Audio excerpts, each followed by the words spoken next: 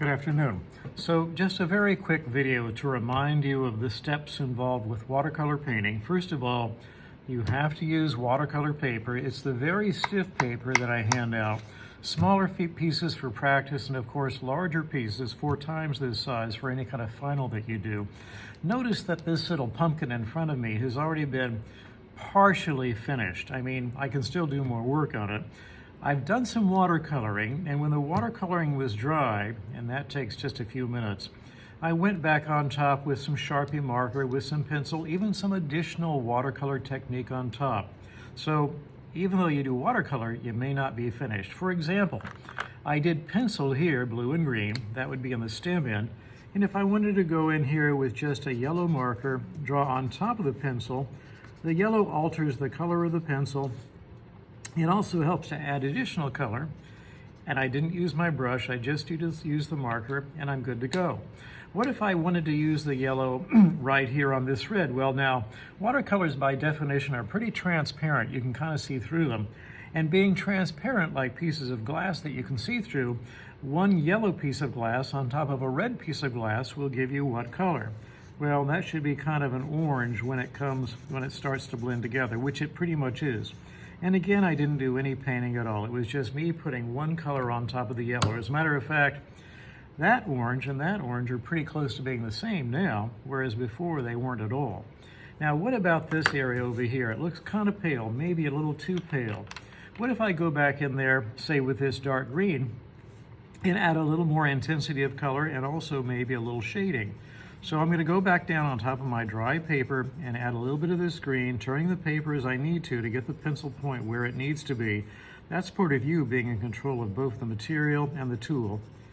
And let's see how that's going to look. A little bit darker, always adjusting, always evaluating. Not bad. I'm going to go down here and kind of do the same thing. It would make sense that you have a similar kind of darkness top and bottom. The bottom, of course, would be darker, it being the undersurface. No light's going to get down there. Remembering that not just these curved lines, and these are called contour lines, but also a shifting set of values, dark to light. Continuous tone is a way to suggest a 3-dimensional surface. So here I go with that same green color going down. Okay, let me go ahead and intensify or make brighter this orange right here. Remember, it was watercolor, but now I'm making adjustments to it using colored pencil right on top. And there's no reason why you can't do that. And when the orange mixes with the green down there, and when the orange mixes with the green up here, it gives you kind of a brown or a gray, which is really an appropriate color, a good color for areas in shade or shadow, okay? Let me go back in here and do a little bit more. Now let me paint right in these 2 areas. So far I've used a lot of warm colors here. Let me go ahead and try a cool color. With my blue, I'm right-handed, so I'm coming in from my right side. I can see the tip of my marker coming in from the right. And where do I need to see it go down? Right there along that edge. Right there along that edge. Notice how I use the side of the tip. The tip is shaped like a cone. I use the side of the cone to get a nice big broad stripe of blue. Be very generous with the amount of marker color you put down because you want to come away with some real intensity.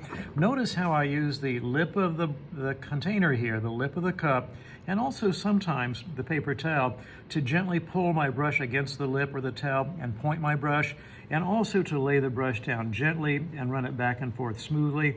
And turn the paper, maybe remove a little extra water there, just so I can see where I'm going with the tip of that brush and get that color to go right up to the edge, okay? And then I'm leaving it alone. I see a little bit of a blob of water there. I'm gonna dry my brush out, put that dry brush down in that little blob of water, soak it up, suck it up, and that's how I'm going to keep that little blob of water from running all over the place, is by picking it up in my dry brush. So the blue is done. You can see the transparency of the blue.